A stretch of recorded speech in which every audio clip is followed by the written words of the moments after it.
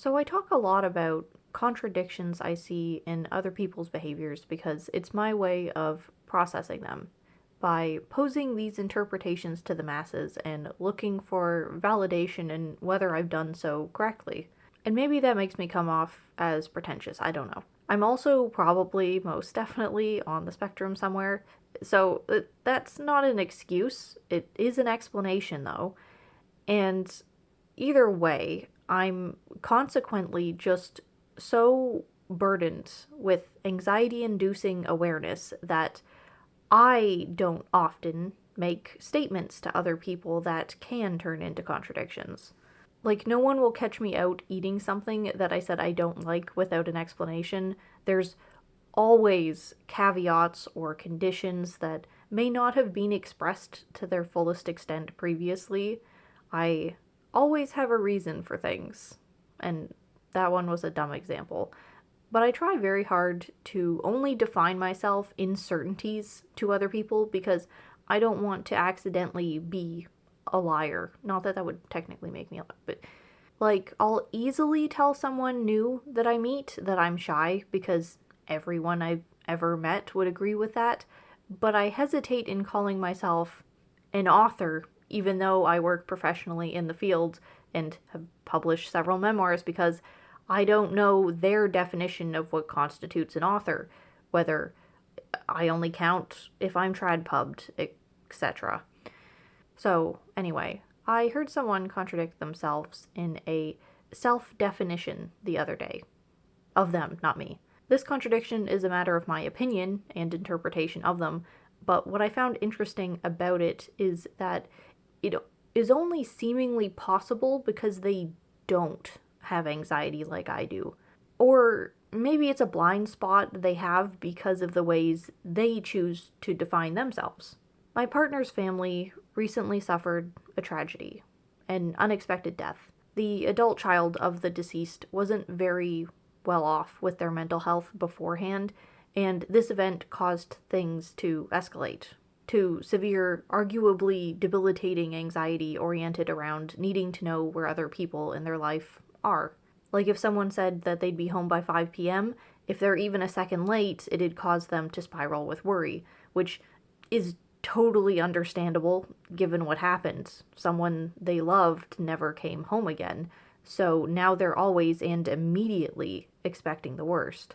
My partner's mother was very gracious and helped out during the aftermath of this tragedy, and she relayed this information on how the relative was doing and commented that she couldn't relate to that level or type of anxiety.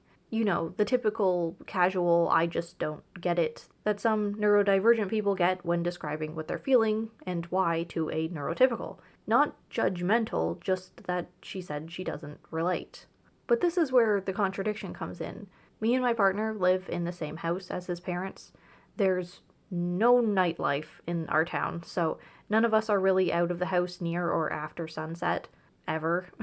One day, though, while his parents were on a trip to the next town over, my partner had a doctor's appointment close to dinner time, so we weren't home when his parents got back, and immediately we got a text from his mother asking where we are.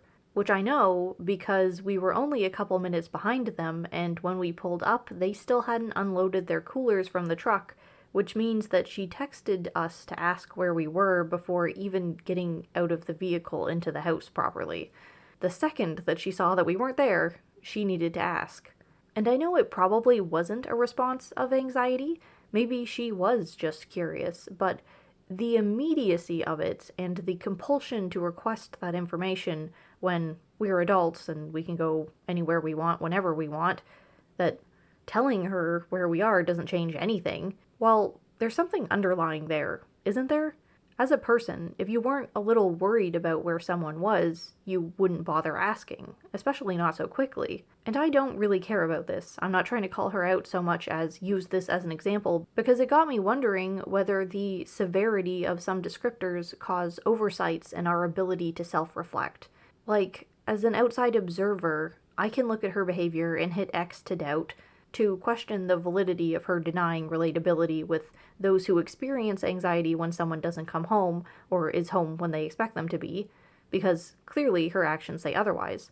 But maybe a lot of people saying they're like someone else hinges on how much that identifier affects the other person. Since the other relative experiences panic attacks over such a thing, comparatively, maybe it feels like she doesn't worry much at all. I very clearly have anxiety about just about everything, but compared to someone who actually can't function because of their anxiety, do I though?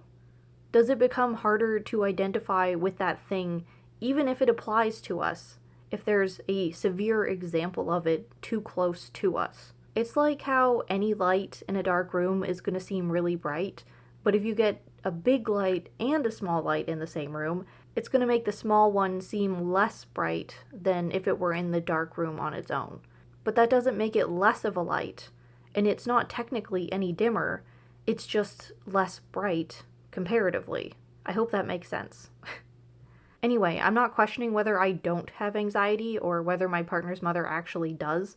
What I am starting to think about is whether there are identifiers which I've been neglecting to consider as applying to myself because they don't fit not how I see myself, but how I've seen other people around me because of them. Like, if they have that identifier, then surely I can't have it too, especially if theirs is worse. And in typical me fashion, I'm starting to worry how wrong I could be about that.